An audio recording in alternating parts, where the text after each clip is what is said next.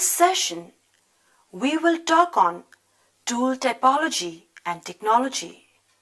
First, let us talk about stone tool typology. Typology is the method the archaeologist uses to arrange the artifacts in a scheme to show gradual development or degeneration through time. Artifact is the object deliberately made by man exhibiting certain characters for a purpose, and the most convincing character of the man-made tool is the presence of alternate flaking to produce a regular set pattern.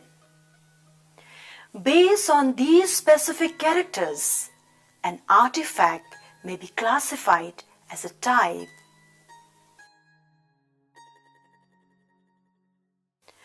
Prehistoric archaeology is a study of stone and bone tools, though it occasionally deals with other artifacts as well. These tools are the non-living cultural remains, and archaeologists coin some names mostly on the form, technique, and the function of the tools. Regularly patterned tools are considered as an archaeological sign of culture. These early stone tools were apparently made by striking a stone with another stone, a technique known as percussion flaking. The piece of stone thus removed and the bigger lump is respectively known as flake and core, and both these are used as tools. If the stone has facets removed from only one surface of the cutting edge, it is called a unifacial tool. And when facets are present on both the surfaces of the cutting edge, it is called bifacial tool. Now, let us look at the different types of stone tools. First is hand axe. Hand axe is considered as an all-purpose tool. It is a bifacial tool, and it is one of the earliest tools found in Abbeville in France by Bouchard de Pert in 1836. It is a diagnostic tool of the lower Paleolithic industries such as Abbevillean and Acheulean, and one of the variety of Mousterian. The pear-shaped type with thick, flake or unflaked pebble with suitable hand grip and bifacially flaked narrow cutting edge characterize the hand axe of the Abbevillean industry. In the Acheulean industry, hand axes are represented by obates, lanceolets, and cordiforms, later followed by the mycoquine types. A feature of certain axes of the Acheulean tradition is reverses as twisted profile. The flake scars present on these types of hand axes are generally small and slender, with flattish facets resulting from the cylinder hammer technique. The second tool type is chopper. Chopper is a unifacial tool made generally of a suitable pebble by flaking on one side only. It is a characteristic tool type of the culture of Swan in Punjab and other cultures in the mainland Southeast Asia. The third type is chopping tool. Chopping tool is made on a core or split pebble by flaking alternately from both the surfaces, resulting to a jack-Webby cutting edge. The next tool type is cleaver. Cleaver is an axe made on a lump or massive flake with a broad edge produced by the intersection of a primary flake surface with one or more flake scars on the other side. It is also characteristic tool type of the Acheulean industry of the lower Paleolithic culture. The next tool is pick. This is a heavy pointed tool distinguished from the hand axe by its massive cross section and elongated pointed edge. The next tool type is scraper. Scraper is an artifact made mostly either on a flake or blade for scraping the skin of animals, thin wooden or bamboo shaft, etc. According to the position and nature of the edge for scraping, it is named as side scraper, end scraper, round scraper, convex scraper, and concave or hollow scraper. Next tool type is borer. It has a thick projected boring edge which has been produced by retouching carefully. It is made on either a flake or nodule by making deep notches on the sides. Next tool type is point. Point is generally made on a flake having a pointed edge produced by careful retouches. In form, it is triangular, semi-triangular, and roughly leaf-shaped. Some have incipient tang and barb. Small, thin, leaf-shaped points could have been served as arrowheads, whereas the larger ones could have been used as spearheads. These are found during the Middle Paleolithic and later periods. Next tool type is blade. It is a long, thin, parallel-sided flake having one or more mid-ridges on the dorsal, and the ventral surface is represented by single flake scar. This type of tool is very common since the Upper Paleolithic times. Next tool type is burin or graver. It is a tool with a narrow chisel edge made on either a flake or blade, and it belonged to Upper Paleolithic culture. These were primarily used for engraving on soft stone or bone and on the walls of the caves or rock shelters. Next tool type is microlith. Microlith is a very small tool made on a blade or flake, often less than an inch long. Microliths are known as composite tool because these could be used effectively by hafting one or more microliths to a shaft. Triangle, trapeze, and lunette are some of the very common microlith forms, and it is the characteristic tool type of the Mesolithic culture and the Old World. However, it continues to be used as sickle blade in the Neolithic period. Next tool type is Neolithic celt. It is a tool with smooth surfaces, some polish, and used as eggs or adze after hafting to a handle during the Neolithic culture.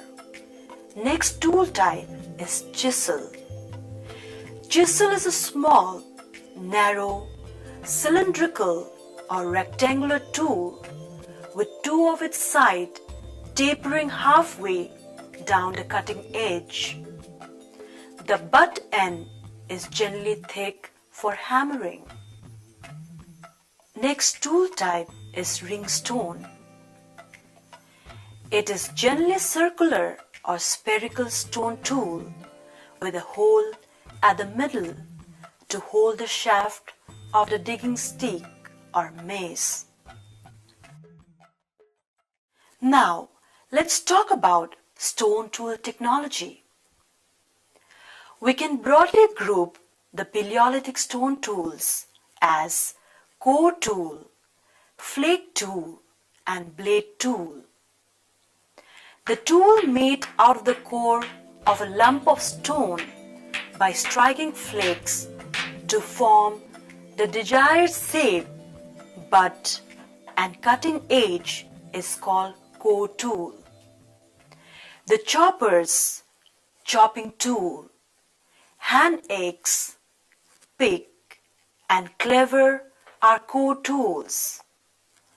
Tools made from the flakes detaches from the core are called flake tools. Scrapers and points are categorized as flake tools, while tools made on the parallel-sided long flakes detached from fluted core are known as blade tools. Let us now discuss the technology used in making these stone tools by our prehistoric ancestors. First, let's talk about Lower Paleolithic stone tool technology. To make a core tool, it requires picking up a big lump of stone and another stone to use as hammer. The lump could be held in the hand or against the knee or laid on another support, and the hammer strikes at the edge of the flattened area on the core at an oblique angle. If the force is delivered correctly, each blow will help in detaching a flake from the undersurface of the core. If a series of similar blows are delivered at the margin or periphery of the core in alternate directions, these result in number of flake scars converging towards the center of the core. All these flakings to produce a desired shape of the tool are called primary flakings. The blow of the hammer for the primary flaking is freely delivered without control onto the hammer, and this is known as free flaking. The next step is to sharpen the cutting edge and prepare a suitable handle by striking off smaller flakes, and this is called secondary flaking. Another method of primary flaking is to dash or swing the lump or core against the edge of a larger stone or anvil. The block-on-block or anvil technique produces thick flakes. A method less commonly used was the bipolar technique. In this, the core is placed upon the edge of another rock and struck with a hammer on the other end to remove flakes from both the ends. The advanced technology developed in the early Paleolithic times is a soft hammer technique or cylinder hammer technique. In this case, the hammer is of a cylindrical bone or antler or hard wood. When the force is delivered along the rounded surface of the hammer, it spreads from a larger area of contact, resulting to the removal of thin, flat flakes with diffuse bulb. The intersection of a series of these flat flakes produces a nearly straight cutting edge. It is most likely that initial shaping was done with the stone hammer technique, and the cylinder hammer technique is noticed in making the hand axes at the type site of Saint-Achille in France, and this is the characteristic of Acheulean industry. Step flaking or resolve flaking is a further advanced secondary flaking technology developed during the early Paleolithic culture. In this case, the blow of the hammer is controlled and delivered, directing towards the center of the core to snap off a flake, abruptly leaving an angular junction with the core. Now, let's talk about Middle Paleolithic stone tool technology. Flake tools form an important characteristic feature of the Middle Paleolithic culture.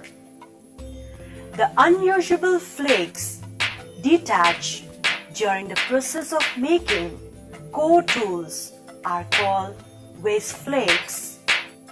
However, a Clactonian technique coined after the type site at Clacton-Sea, England, was a technique used by the Lower Paleolithic people for obtaining a flake. In the Clactonian technique, a nodule with fairly regular surfaces to serve as striking platform is selected, and a blow is given with another stone near the edge of the naturally flattened surface. If the well-directed blow is of suitable strength, a good flake will be detached. Such flakes will have a prominent bulb or percussion on the main flake surface. The angle between the main flake surface and the striking platform is more than 90 degrees or roughly 120 degrees. Named after Levallois-Perret in Paris, Levallois technique is an artistic and skillful method of preparing flakes and cores. Here, the core is carefully prepared initially by roughly trimming the sides, and then from the upper surface the cortex is removed in such a manner that the flake scars usually meet in the center. The next step is to prepare a flattish place called striking platform by removing minute flakes on the core, preferably at the end point perpendicular to the axis. Such platform is called faceted platform. After that, a sharp blow is given on the platform. A part of the striking platform, roughly oval or triangular in shape, with a clean undersurface, is detached. The angle between the striking platform and the main flake surface is equal to 90 degrees.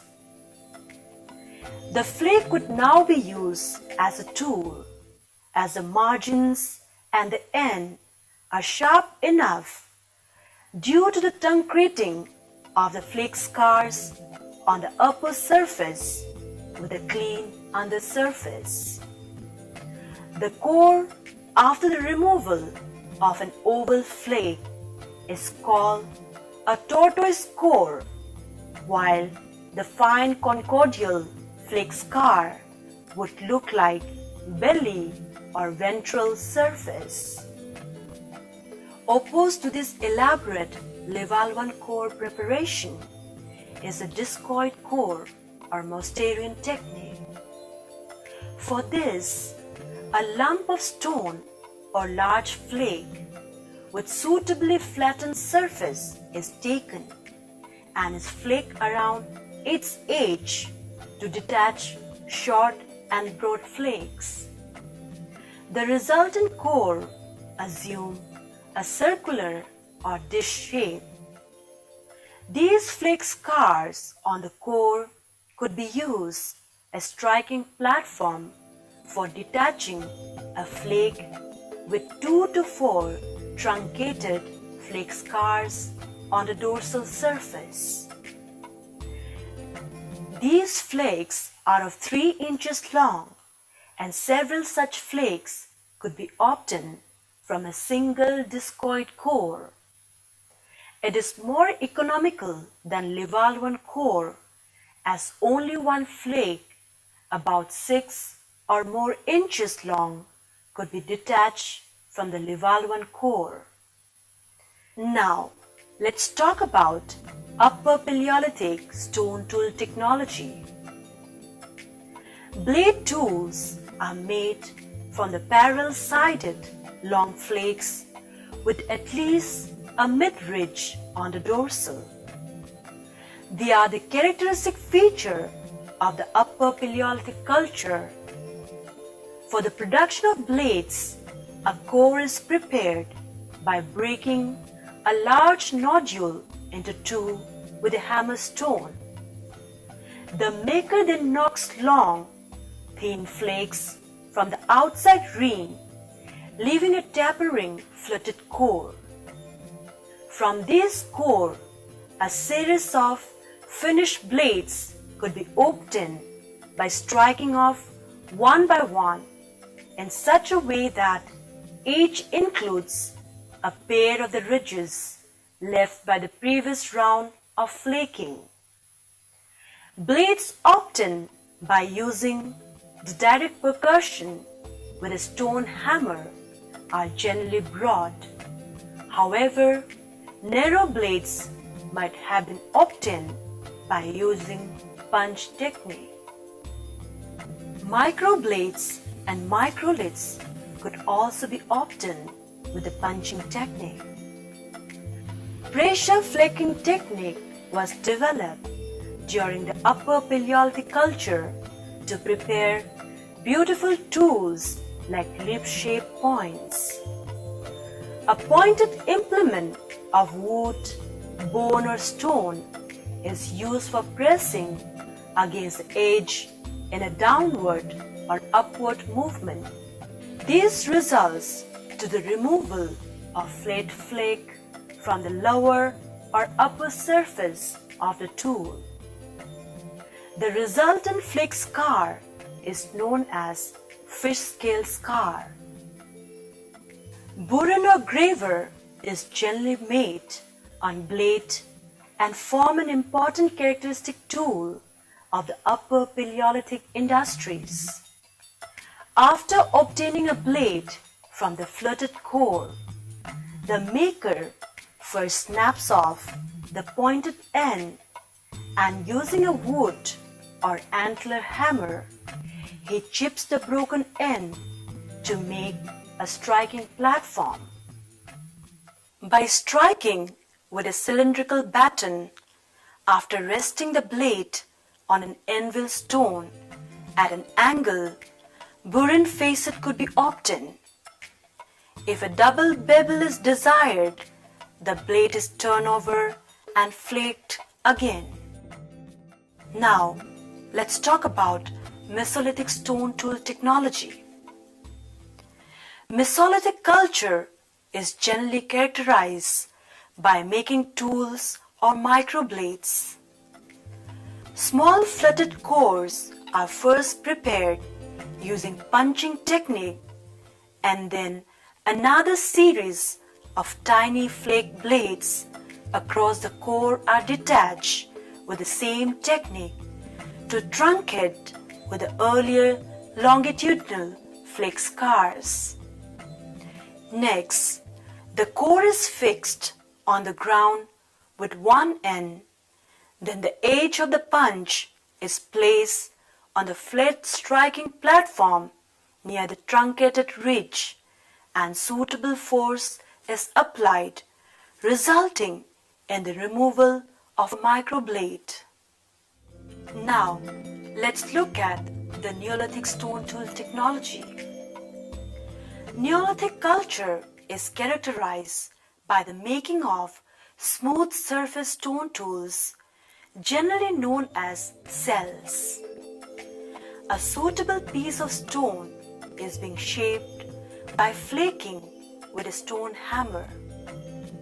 The flaking ridges are removed by striking lightly with a hammer, then ground on a coarse stone slab by adding sand and water, often to smoothen the surfaces. To prepare the cutting edge, it is further ground bifacially or unifacially to get the medial or lateral edge. Pecking is also another technique adopted by the Neolithic man in making the celt out of very hard and tough rock that is difficult in flaking. The maker used a very narrow-ended hammer to peck out all over the surface of the stone and ground all over the surfaces. Rectilinear soldered celt is another Neolithic stone tool. The tenon of the celt is supposed to be made by sawing technique. Ring stone is another tool type found during the Neolithic culture to use as weight of the digging stick. Drilling technique was used in making the hole. For that, a suitably sized flattest pebble was selected and a depression is made on both the surfaces at the center by pecking with another stone hammer.